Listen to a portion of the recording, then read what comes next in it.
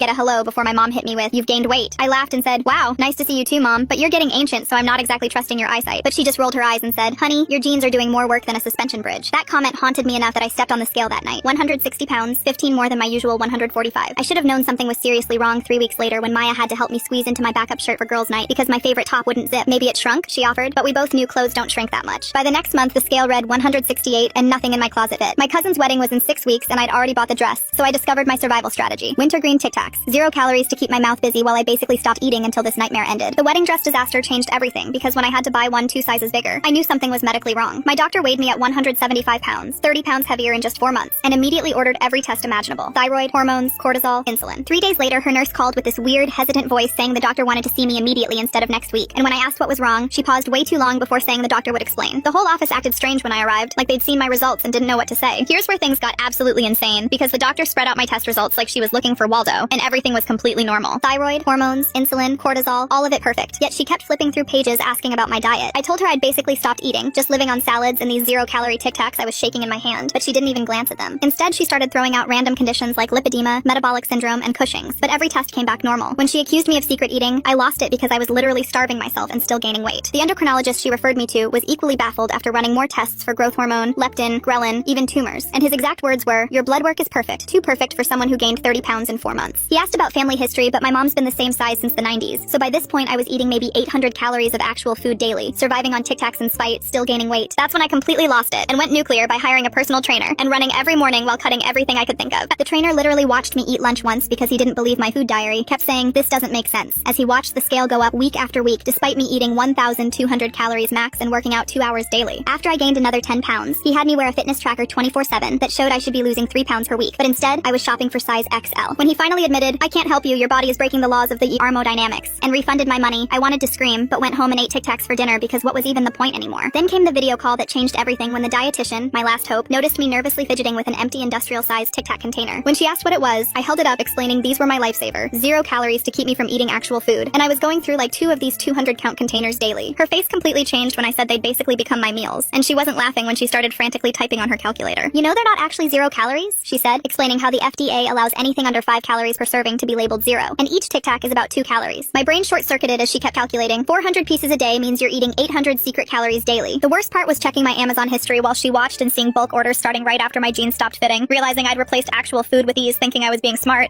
On my strictest days when I ate nothing but lettuce and Tic Tacs, I was actually consuming over 2,000 calories, and after 7 specialists and thousands in medical bills, the answer had been right there on the FDA website about labeling loopholes. Fast forward 3 months without a single Tic Tac, and I'm down 18 pounds. Turns out Mom's eyes worked just fine, and I'll never hear the end of it.